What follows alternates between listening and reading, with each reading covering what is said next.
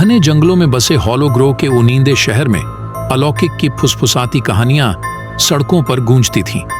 हर Halloween पर शहरवासी अलाव के पास इकट्ठा होते थे और उन भयानक घटनाओं की कहानियां साझा करते थे जिन्होंने उनके शहर को त्रस्त कर दिया था।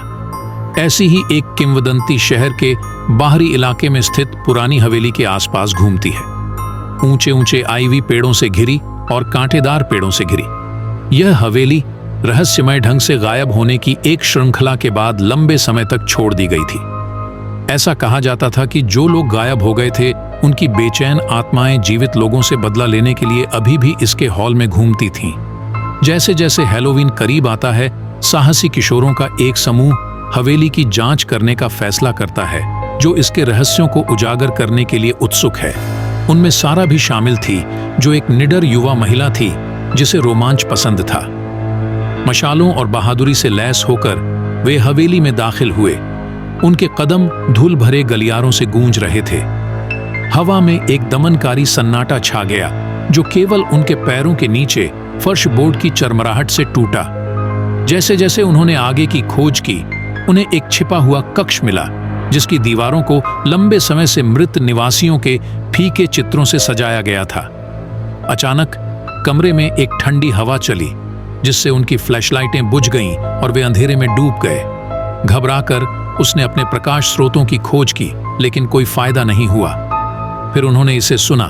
फुसफुसाहट की धीमी आवाज हर गुजरते पल के साथ तेज होती जा रही थी। चांद की मध्यम रोशनी में उसने दीवारों पर नाचती परछाइयां देखीं। उनकी हरकतें अप्राकृतिक और खतरनाक थीं। डर से स्तब्ध होकर उन्होंने हवेली की आत्माओं को उनके सामने साकार होते देखा। उनके भयानक रूप अंधेरे में मुड़ते और विकृत होते जा रहे थे।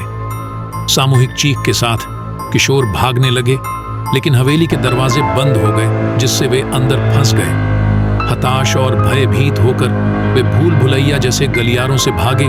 उनकी आत्मा की भूखी प्रतिशोधी आत्माओं ने उनका पीछा किया। हताशा के अंतिम चरण में सारा अटारी की ओर जाने वाली एक भूली हुई सीढ़ी पर ठोकर खाती है। जैसे ही आत्माएं उसके चारों ओर बंद होने लगीं, उसने अपने दोस्तों से उनका पीछा करने का आग्रह किया। उनके दिल डर से धड़कने लगे। जैसे ही वे अटारी पर पहुंचे, सारा ने धूल और मकड़ी के जाले के बीच एक प्राचीन पुस्तक पड़ी देखी। कांपते हाथों से उसने इसे खोला और पीढ़ियों से चली आ रही भूत प्रेत भगाने की एक रस्म का खुलासा किया। आत्माओं के थमने पर सारा ने मंत्र पढ़ा। उसकी आवाज कांप रही थी, लेकिन दृढ़ थी। धीरे धीरे दुष्ट उपस्थिति खत्म होने लगी। हवेली पर उसकी पकड़ हर शब्द के साथ कमजोर होती गई। अंततः अंधेरा छंट गया और आत्माएं रात में गायब हो गईं, जिससे हॉलो ग्रो में एक बार फिर शांति हो गई। ये कहानी सच तो नहीं है, लेकिन सच्ची कहानी से जुड़ी है।